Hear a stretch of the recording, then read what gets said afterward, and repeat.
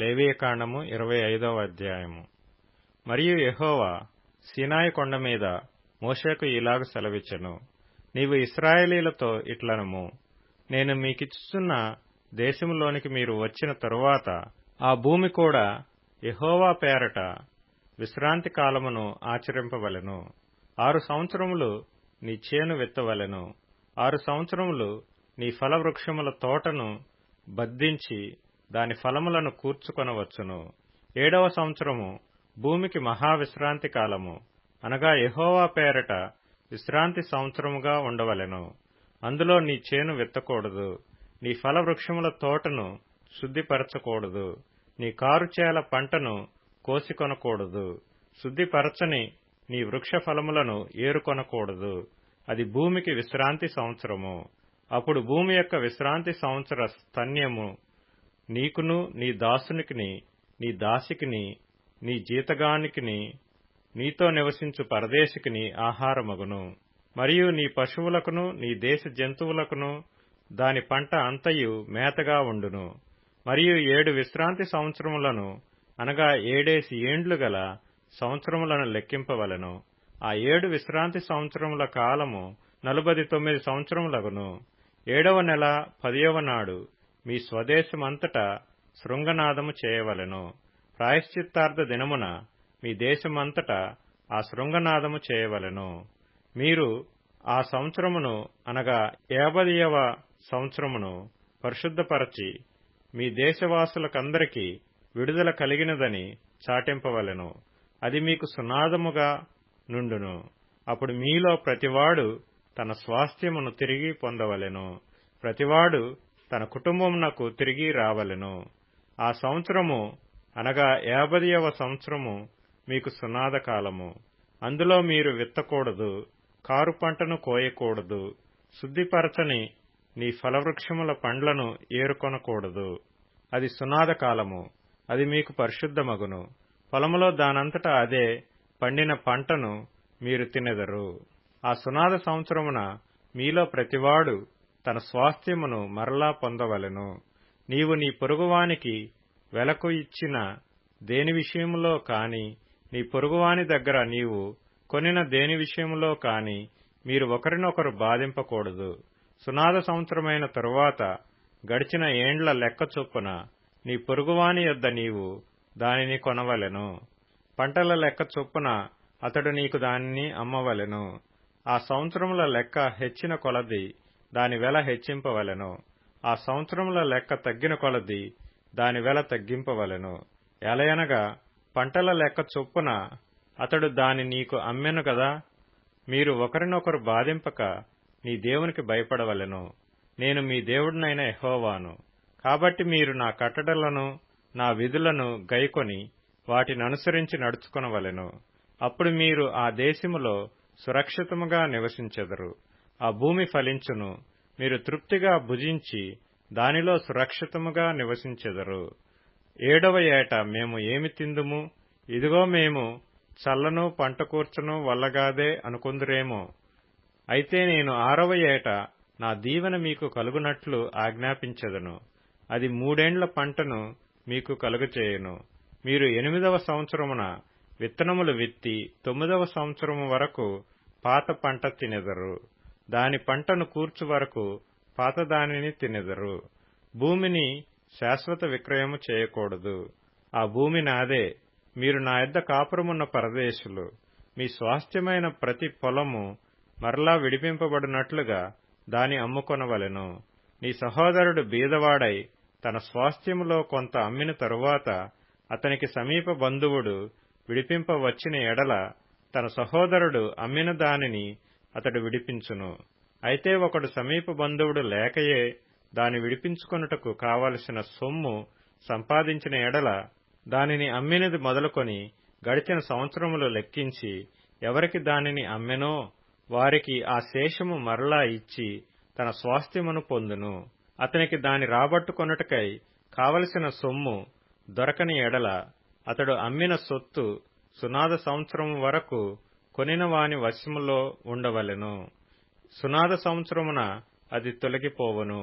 అప్పుడతడు తన స్వాస్థ్యమును మరలా నొందును. ఒకడు ప్రాకారము గల ఊరిలోని నివాస గృహమును అమ్మిన ఎడల దాని అమ్మిన దినము మొదలుకొని నిండు సంవత్సరములోగా దాని విడిపింపవచ్చును. ఆ సంవత్సర దినములోనే దాని విడిపించుకొనవచ్చును. అయితే ఆ సంవత్సర దినములు నిండక మునుపు దాని విడిపింపని ఎడల ప్రాకారము గల ఊరిలోనున్న ఆ ఇల్లు కొనిన వారికి వాని తరతరములకు అది స్థిరముగా నుండును. అది సునాద కాలమున తొలగిపోదు. చుట్టూను ప్రాకారములు లేని గ్రామములలోని ఇండ్లను వెలిపొలములుగా ఎంచవలెను. అవి విడుదల కావచ్చును. అవి సునాద కాలములో తొలగిపోవును. అయితే లేవీయుల పట్టణములు అనగా వారి స్వాధీన పట్టణములలోని ఇండ్లను విడిపించుటకు అధికారము లేవీయులకు శాశ్వతముగా ఉండును.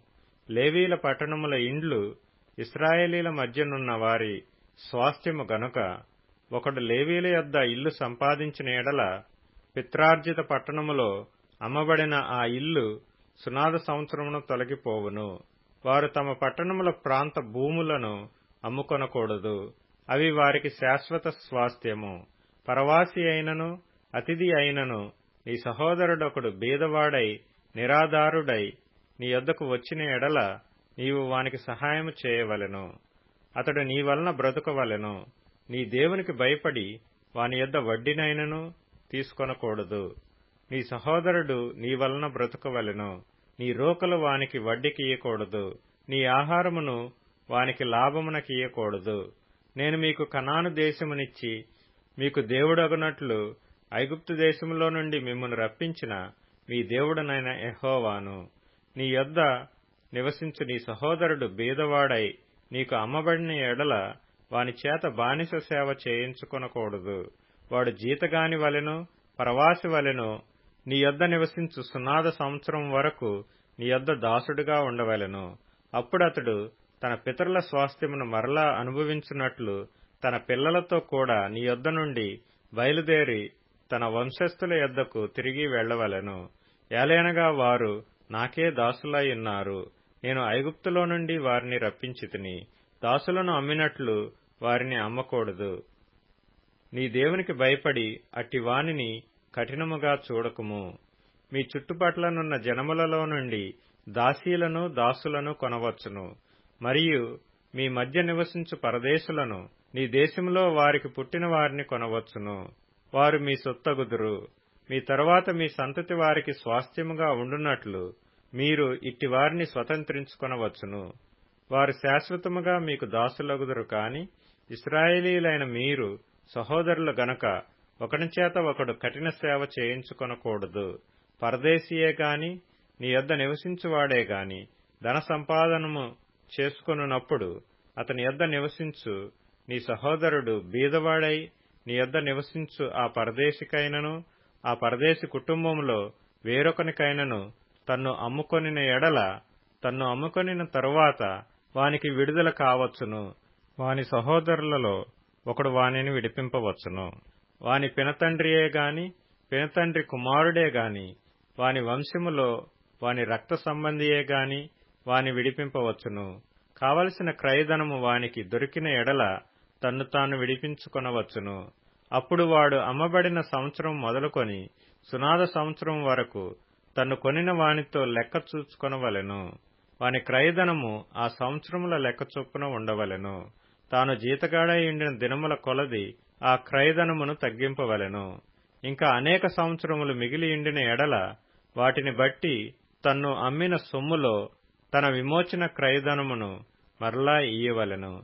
సునాద సంవత్సరమునకు కొన్ని సంవత్సరములే తక్కువైన ఎడల అతనితో లెక్క చూచుకొని సంవత్సరముల లెక్క చొప్పున తన విమోచన క్రయధనమును అతనికి చెల్లింపవలెను. ఏటేటికి జీతగాని వలె వాడతని యొద్ద ఉండవలెను. అతడు మీ కన్నుల ఎదుట వాని చేత కఠినముగా సేవ చేయించకూడదు. అతడు ఈ రీతిగా విడిపింపబడని ఎడల సునాద సంవత్సరమున వాడు తన పిల్లలతో కూడా విడుదల నొందును. ఏలయనగా ఇశ్రాయేలీలు నాకే దాసులు. నేను ఐగుప్తు దేశములో నుండి రప్పించిన నా దాసులే. నేను మీ దేవుడనైన యెహోవాను. కీర్తనల గ్రంథం 30వ కీర్తన. యెహోవా దయ కలిగి నీవే నా పర్వతమును స్థిరపరిచితివి. నీ ముఖమును నీవు దాచుకొని ఉన్నప్పుడు నేను కలత చెందితిని. యెహోవా, నీకే మొర్రపెట్టితిని. నా ప్రభువును బతిమాలుకొంటిని. నేను గోతిలోనికి దిగిన ఎడల నా ప్రాణము వలన ఏమి లాభము? మన్ను నిన్ను స్తుతించునా? నీ సత్యమును గూర్చి అది వివరించునా? యెహోవా, ఆలకింపుము, నన్ను కరుణింపుము. యెహోవా, నాకు సహాయుడవయ్యుండుము. నా ప్రాణము మౌనంగా నుండక నిన్ను కీర్తించునట్లు నా అంగలార్పును నీవు నాట్యముగా మార్చియున్నావు. నీవు నా గోనెపట్ట విడిపించి సంతోష వస్త్రము నన్ను ధరింపజేసియున్నావు. యెహోవా, నా దేవా, నిత్యము నేను నిన్ను స్తుతించెదను. సామెతల గ్రంథం 7వ అధ్యాయము. జ్ఞానముతో నీవు నా అక్కవనియు, తెలివితో నీవు నాకు చెలికత్తెవనియు చెప్పుము. అవి నీవు జారస్త్రీ యొద్దకు పోకుండను, ఇచ్చకములాడు పరస్త్రీకి లోబడకుండను నిన్ను కాపాడును. మార్కు సువార్త 8వ అధ్యాయము. ఆ దినములలో మరియొకసారి బహుజనులు కూడిరాగా వారికి తిననేమియూ లేనందున యేసు తన శిష్యులను తన యొద్దకు పిలిచి, జనులు నేటికి 3 దినముల నుండి నా యొద్దనున్నారు. వారికి తిననేమియూ లేనందున నేను వారి మీద కనికరపడుచున్నాను. నేను వారిని ఉపవాసముతో తమ ఇండ్లకు పంపివేసిన ఎడల మార్గములో మూర్ఛపోవుదురు. వారిలో కొందరు దూరము నుండి వచ్చియున్నారని వారితో చెప్పెను. అందుకాయన శిష్యులు, ఈ అరణ్య ప్రదేశములో ఒకడెక్కడ నుండి రొట్టెలు తెచ్చి వీరిని తృప్తిపరచగలడని ఆయననడిగిరి. ఆయన, మీ యొద్ద ఎన్ని రొట్టెలున్నవని వారినడగగా వారు 7 అనిరి. అప్పుడు ఆయన నేలమీద కూర్చుండుడని జనులకాజ్ఞాపించి ఆ 7 రొట్టెలు పట్టుకొని కృతజ్ఞతాస్తుతులు చెల్లించి విరిచి వడ్డించుటకై తన శిష్యులకిచ్చెను. వారు జనసమూహమునకు వడ్డించిరి. కొన్ని చిన్న చేపలు కూడా వారి యొద్ద నుండగా ఆయన ఆశీర్వదించి వాటిని కూడా వడ్డించుడని చెప్పెను. వారు భోజనము చేసి తృప్తి పొందిన మీదట మిగిలిన ముక్కలు 7 గంపల నిండా ఎత్తిరి. భోజనము చేసిన వారు ఇంచుమించు 4000 మంది. వారిని పంపివేసిన వెంటనే ఆయన తన శిష్యులతో కూడా దోణి ఎక్కి దల్మానుతా ప్రాంతములకు వచ్చెను. అంతటా పరిసయ్యులు వచ్చి ఆయనను శోధించుచు ఆకాశము నుండి ఒక సూచక క్రియను చూపమని ఆయననడిగి ఆయనతో తర్కింపసాగిరి. ఆయన ఆత్మయందు పెద్ద నిట్టూర్పు విడిచి, ఈ తరము వారు ఎందుకు సూచక క్రియ నడుగుచున్నారు? ఈ తరమునకు ఏ సూచక క్రియయు ననుగ్రహింపబడదని నిశ్చయముగా మీతో చెప్పుచున్నానని చెప్పి వారిని విడిచి మరల దోణి ఎక్కి అద్దరికి పోయెను. వారు తినుటకు రొట్టెలు తెచ్చుటకు మరిచిరి. దోణిలో వారి యొద్ద ఒక్క రొట్టె తప్ప మరేమీయూ లేకపోయెను.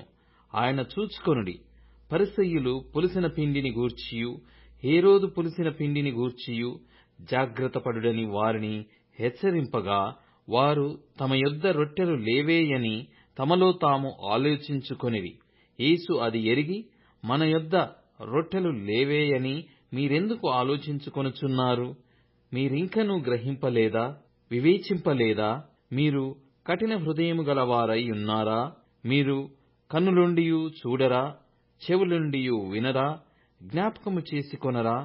నేను ఆ 5000 మందికి 5 రొట్టెలు విరిచి పంచిపెట్టినప్పుడు మీరు ముక్కలు ఎన్ని గంపల నిండా ఎత్తితిరని వారినడిగెను. వారు 12 అని ఆయనతో చెప్పిరి.